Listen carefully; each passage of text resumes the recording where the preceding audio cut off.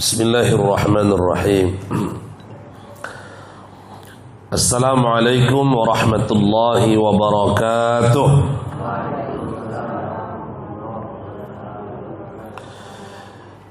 Alhamdulillahilladzi bini'matihi tatimmus salihat.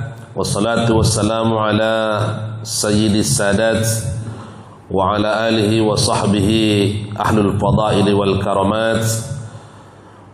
Ashhadu an la ilaha illallah wahdahu la syarika lah wa ashhadu anna Muhammadan abduhu wa rasuluh. Allahumma salli wa sallim wa barik ala sayyidina wa habibina wa syafi'ina wa zuhrina wa maulana Muhammadin wa ala alihi wa sahbihi rasulillahi ajma'in wa man tabi'ahum bi ihsanin ila yaumiddin. Raditu billahi rabba wa bil islami dina wa bi Muhammadin nabiyya wa rasula. Rabbi shrah li sadri wa yassir li amri wahlul 'uqdatam min lisani yafqahu qawli. Yang sama-sama kita hormati pengurus Masjid Al-Barakah beserta seluruh jamaah yang hadir, bapak-bapak dan ibu-ibu, kaum muslimin dan kaum muslimat, jamaah salat subuh rahimakumullah. Bersama-sama pada subuh kali ini kita mengucapkan kalimat tahmid, alhamdulillahi rabbil alamin. Segala puji milik Allah, Rabb sekalian alam. Di dalam tempat yang paling mulia di permukaan bumi adalah masjid, dan kita dapat berkumpul di tempat yang mulia itu bersamaan dengan waktu yang mulia juga, salat subuh yang menyamai ibadah semalam suntuk. Lalu kemudian kita duduk bersama dalam majlis yang mulia juga, mendapatkan curahan rahmat dari Allah, mendapatkan doa dari para malaikat-malaikat, dan mudah-mudahan duduknya kita dalam majlis ini dicatat sebagai amal soleh yang akan kita bawa menghadap Allah Subhanahu wa ta'ala. Salawat dan salam sama-sama kita haturkan keharibaan Nabi besar Muhammad sallallahu alaihi wasallam. Allahumma salli ala sayyidina Muhammad wa ala ali sayyidina Muhammad. Assalamu alayka ya Rasulullah, assalamu alayka ya Habiballah. Mudah-mudahan kita mendapatkan syafaat beliau, syafaat yang sangat kita harapkan, syafaat yang sangat kita nantikan. Yauma la yanfa'u mal wala banun illa man atallaha biqalbin salim. Saat itu tidak ada yang dapat menolong menyelamatkan kita dari anak-anak kita, dari harta-harta kita, semuanya akan berlepas diri.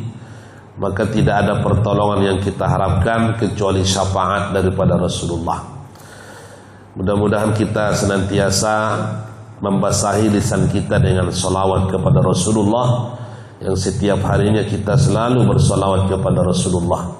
Karena salawat ini adalah sesuatu amal yang mulia, karena salawat ini juga bahagian daripada adab kita kepada Rasulullah sebagai umat Nabi Muhammad SAW. Maka untuk itu tidaklah dikatakan seseorang itu menjadi umat Nabi Muhammad sebelum kemudian dia bersalawat kepada Nabi Muhammad SAW. Maka untuk itu bersama-sama kita lapaskan Allahumma salli ala Muhammad wa ala ali Muhammad. Salatullahi wassalam ala man uhiyal Qur'an. Salatullahi wassalam ala man uhiyal Qur'an wa ahli baitihil kiram wa sahbi fi jawil Qur'an wa ahli baitihil kiram wa sahbi fi jawil Qur'an. Salatullahi wassalam ala man uhiyal Qur'an. Salatullahi wassalam ala man uhiyal Qur'an wa ahli baitihil kiram وصحبه في جميع القرآن وأهل بيته الكرام وصحبه في جميع القرآن اللهم صل وسلم وبارك على سيدنا وحبيبنا وشفيعنا وذخرنا ومولانا محمد وعلى آله وصحبه وبارك وسلم. Bapak Ibu yang berbahagia, kita lanjutkan kajian subuh kita pada kesempatan yang sangat berbahagia ini. Qul ya ibadiyalladzina asrafu ala anfusihim la taqnatu min rahmatillah innahu yaghfirudz dzunuba jami'a innahu huwal ghafurur rahim. Katakanlah olehmu Muhammad, ya ibadiyalladzina asrafu ala anfusihim, wahai para hamba-hambaku yang melampaui batas. Ada di antara manusia ini, Bapak Ibu yang berbahagia, melakukan dosa tidak hanya satu perkara dosa saja. Ada di antara sebahagian manusia ini yang melakukan maksiat tidak hanya perkara 2-3 maksiat saja, tapi sudah sampai kepada tingkat asrafu, melampaui batas. Kalau dikatakan melampaui batas, tak ada lagi dosa yang tak dikerjakannya. Itu yang disebut dengan melampaui batas. Semua perkara-perkara maksiat, semua perkara-perkara dosa sudah dikerjakannya. Jadi kalau kita membayangkan seseorang yang seperti itu, berarti orang yang seperti ini seolah-olah tidak ada lagi maaf bagi dia, seolah-olah tak ada lagi ampunan bagi dia. Karena dosa apa saja sudah dikerjakannya, dari dosa yang kecil sampai kepada dosa yang besar. Semua dosa, kalau kita kumpul-kumpul, dosa itu kan banyak Bapak Ibu, banyak sekali dosa itu. Untuk level-level kelas-kelas atas saja itu tidak lebih tidak kurang daripada 70. Ada 70 dosa besar. Urutan pertama adalah asyirku billah, syirik kepada Allah. Itu baru urutan dosa-dosa besar. Belum lagi kita berbicara tentang dosa-dosa kecil. Jadi orang-orang yang disebut dengan asrafu tadi adalah mereka yang sudah melampaui batas. Apa kata Allah? La taqnatu min rahmatillah. Janganlah berputus asa daripada rahmat Allah. Innahu yaghfirudz dzunuba jami'a. Sesungguhnya Allah mengampuni segala dosa. Innahu huwal ghafurur rahim. Sesungguhnya Allah Maha Pengampun dan Maha Penyayang. Bapak Ibu yang berbahagia, jadi kalau kita kaitkan antara dosa dengan ampunan, antara taubat dengan ampunan, maka selalu bertemu kedua-duanya. Di saat ada dosa terlanjur dikerjakan, maka di saat itu sebenarnya pintu taubat dibuka. Di saat kemaksiatan dikerjakan, maka di saat itu juga Allah menunggu taubat daripada seseorang pelaku maksiat. Maka ampunan Allah itu Bapak Ibu terbuka dan tidak dibanding-bandingkan dosa dengan ampunan Allah itu. Karena kalau dibanding-bandingkan tak akan sebanding dia.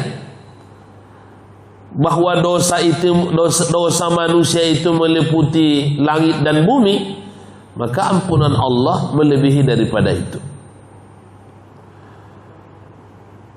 Andaikan ada manusia ini melakukan satu dosa hingga dosanya itu menutupi bumi, lalu kemudian dia melakukan dosa lagi dan dosa itu menutupi langit, lalu kemudian dia melakukan dosa lagi hingga kemudian melampaui daripada langit dan bumi, maka ampunan Allah melebihi daripada itu.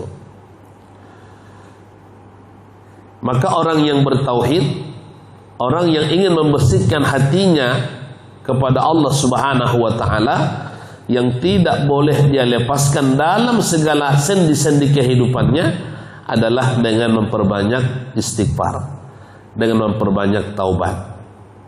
Maka kita dituntut dalam setiap harinya untuk selalu kita istighfar. Bahwa istighfar bukan hanya sekedar di saat kita melakukan satu dosa dan setelah itu kita istighfar, tapi istighfar itu juga meliputi daripada seluruh amal-amal kita, dari segala kesalahan-kesalahan, dari ketidaksempurnaan, ya, dari amal-amal kita itu. Disitulah kita beristighfar kepada Allah sebagai bentuk adab kita sebagai hamba kepada Allah, sebagai bentuk adab kita sebagai makhluk kepada Khaliknya. Makanya habis salat, Assalamualaikum warahmatullah, Assalamualaikum warahmatullah. Kenapa kita baca istighfar? Kenapa kita tidak baca Alhamdulillah? Kenapa harus Astaghfirullah? Apakah salat yang kita kerjakan itu salah, dosa? Kenapa kita baca istighfar? Istighfar yang di situ adalah maksudnya kelemahan diri kita dalam melaksanakan salat yang tidak kita nafikan. Ada kekurangan, ada ketidaksempurnaan dari pelaksanaan ibadah salat kita itu. Sebagai bentuk kelemahan kita, kita mohon ampun kepada Allah. Makanya kita baca istighfar, Astaghfirullah. Belum ada lagi yang kita baca, tidak ada kalimat yang kita baca. Yang pertama kali yang kita baca adalah Astaghfirullah. Jadi yang berbahagia untuk pelaku dosa besar, untuk pelaku maksiat yang besar, sudah sewajarnya dan sudah semestinya, bahkan diwajibkan atas mereka untuk beristighfar, untuk bertaubat dari perkara-perkara maksiat yang mereka lakukan. Adapun mereka yang sudah mulai meninggalkan perbuatan dosa, yang sudah mulai meninggalkan perbuatan maksiat, mereka juga tetap disuruh memperbanyak istighfar, memperbanyak taubat kepada Allah. Untuk apa? Karena kita juga punya kelemahan dan kekurangan dari segi ibadah-ibadah yang kita kerjakan. Bisa saja ibadah yang kita lakukan itu tidak mendapatkan kesempurnaan, dan itu harus kita akui. Salat mulai kita dari awal, dari takbiratul ihram sampai kepada salam, bisa saja lalai hati kita daripada mengingat Allah. Ada kelalaian-kelalaian. Nah, ini yang disebut dengan mengurangi kualitas daripada ibadah kita. Makanya kita mohon ampun. Sama juga setelah kita selesai menutup acara dalam pengajian, bersama-sama kita tutup dengan kafaratul majlis. Subhanakallahumma rabbana wa bihamdika asyhadu an la ilaha illa anta astaghfiruka wa atubu ilaik. Ada kata-kata wa atubu ilaik. Ada kata-kata istighfar di situ dan ada kata-kata wa atubu ilaik. Memohon ampun dan bertaubat kepada Allah. Kenapa? Kita kan baru siap pengajian. Bukankah pengajian itu sesuatu yang mulia? Iya. Pengajian itu perkara yang sangat mulia.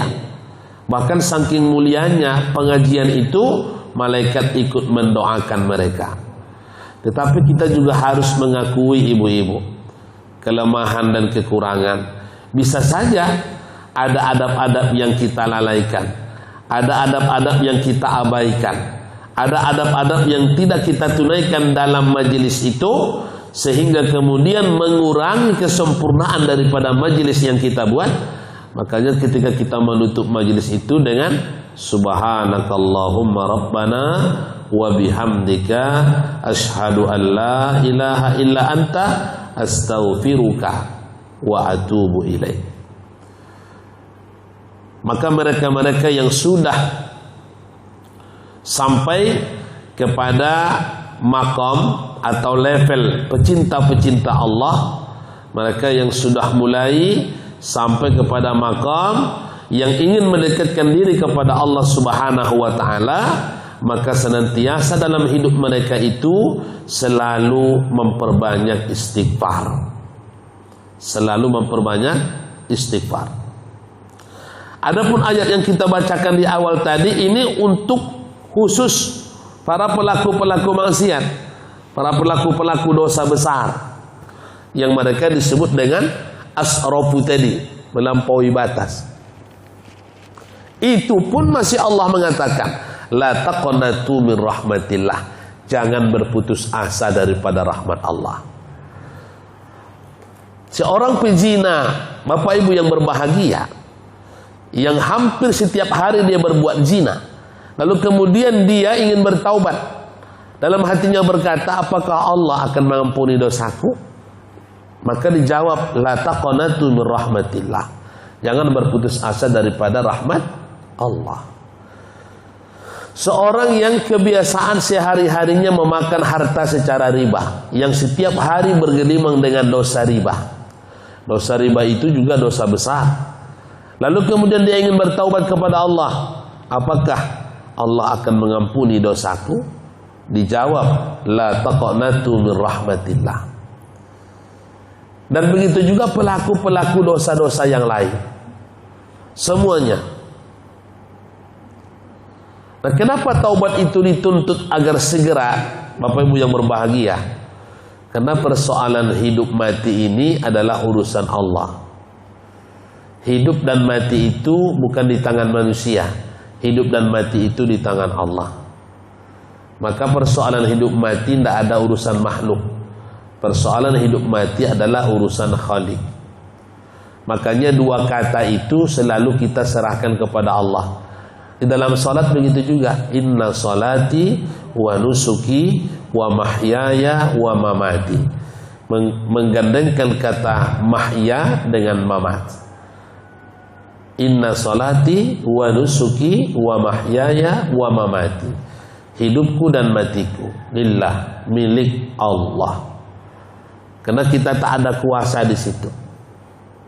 Menghidupkan, mematikan itu urusan Allah. Karena Allah yang memiliki nama Al-Muhyi, dialah Allah yang menghidupkan. Ada dalam Asmaul Husna.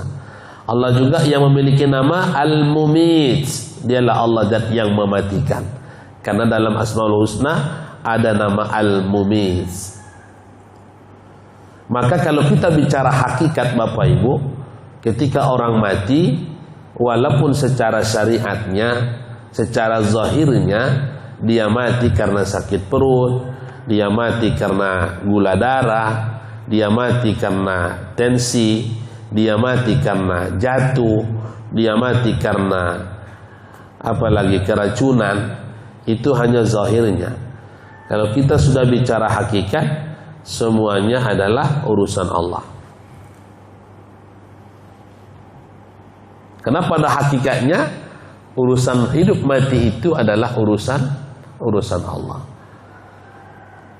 Kalau kita sudah bicara hakikat, dia itu mati karena sudah memang waktunya dia dimatikan oleh Allah. Bukanlah karena itu yang membuat dia mati. Kalau ada orang yang masih meyakini dalam hatinya karena gula darah seseorang itu mati, lalu kemudian dia sangat takut dengan gula darah itu, bahkan lebih takutnya kepada gula darah daripada kepada Allah, ini sudah rusak tauhidnya ini. Sudah rusak tauhidnya, sudah rusak akidahnya itu. Kalau ada orang meyakini dengan seyakin-yakinnya bahwa asam urat, kolesterol, darah tinggi yang menyebabkan kematian, naudzubillahi min dzalik. Makanya kadang-kadang slogan-slogan di televisi itu harus kita saring. Kolesterol jahat membunuhmu katanya kan. Apalagi asam urat yang tinggi menyebabkan kematianmu katanya. Ini kan merusak akidah nih bagi mereka yang belum sampai kepada tingkat mengaji. Ini bisa rusak akidah manusia ini. Jadi tidak ada lagi Allah di situ. Mestinya itu tidak terjadi. Tapi itulah, karena televisi kita juga adalah komersial, segala-galanya adalah keuntungan yang dikaji, maka itulah yang terjadi Bapak Ibu yang berbahagia. Nah, oleh karena itu, bahwa dalam hidup kita ini selalu kita bersihkan diri kita. Selalu kita bersihkan diri kita. Secara zahirnya selalu kita bersihkan dari perkara najis, dari perkara hadas, dibersihkan. Karena zahir dan batin itu sejalan, Bapak Ibu. Tidak ada orang bersih batinnya kalau zahirnya kotor. Dan tidak ada juga orang yang zahirnya bersih, kemudian batinnya kotor. Sejalan itu antara zahir dengan batin. Bersihkan dari perkara-perkara najis, bersihkan zahir dari perkara-perkara yang hadas, baik itu menyangkut hadas kecil, apalagi kemudian hadas besar. Nah, yang batin, itulah tadi, salah satunya adalah membersihkan batin dengan memperbanyak istighfar. Astaghfirullah, astaghfirullah.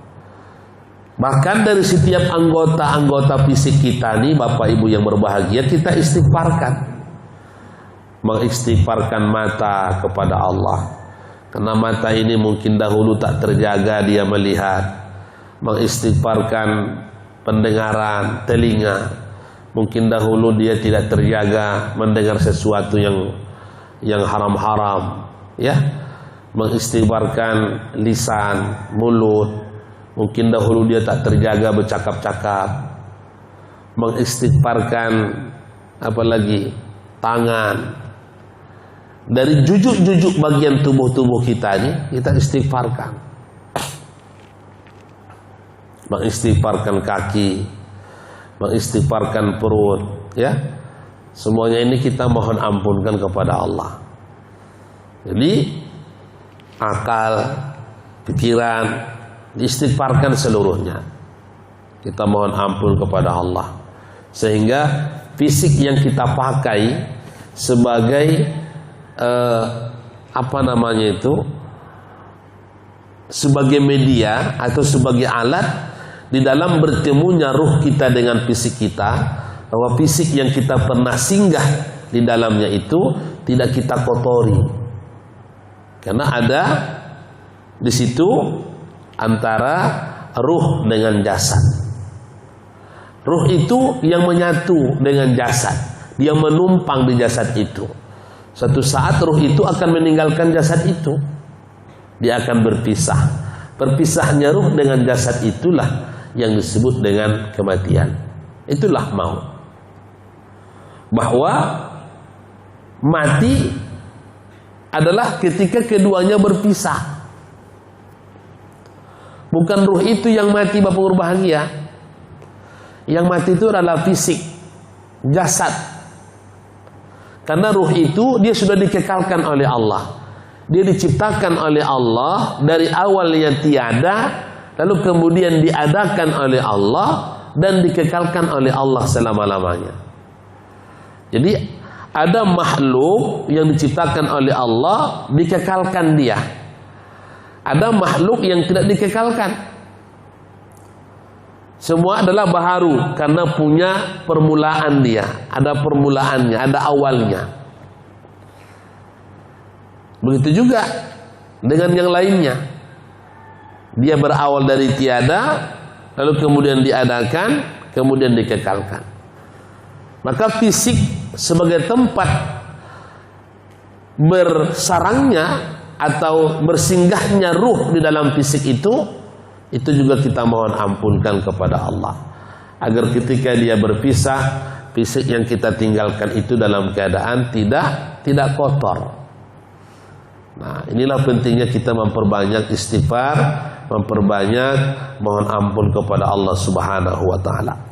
Bapak Ibu yang berbahagia, kalau kita lihat di ayat atau dalam surah Al-Furqan, ya, itu ada beberapa karakter-karakter hamba-hamba yang disayangi oleh Allah Subhanahu wa taala yang disebut dengan bahasa Al-Qur'an ibadur rahman, dari ayat 62 sampai ayat 77. Itu ada yang disebut dengan wa ibadur rahman, hamba-hamba yang disayang oleh Allah Subhanahu wa taala. Pada ayat itu, ya, pada ayat itu dibicarakan bahwa di antara hamba-hamba yang disayang oleh Allah itu adalah mereka yang bertaubat kepada Allah Subhanahu wa taala, dan mereka yang senantiasa melakukan amal yang saleh. Wa man taba wa amila salihan fa innahu yatubu ilallahi matabah. Dan adapun orang-orang yang bertaubat dan mereka yang melakukan amal saleh, fa innahu, maka sesungguhnya yatubu ilallahi matabah, mereka kembali kepada Allah sebagai tempat kembali dalam bertaubat. Ternyata orang yang bertaubat, orang yang perbanyak istighfar, orang yang memperbanyak mohon ampun kepada Allah, ini bahagian daripada hamba yang disayang oleh Allah Subhanahu wa taala. Bapak Ibu yang berbahagia, Rasulullah Shallallahu alaihi wasallam menyebutkan dalam satu hadis beliau, at-taibu minadz-dzambi kama la dzambalah. Orang yang bertaubat daripada satu perkara dosa atau dari seluruh dosa, kama la dzambalah, maka dia ibarat seperti orang yang tidak memiliki dosa. Assalamualaikum warahmatullahi wabarakatuh.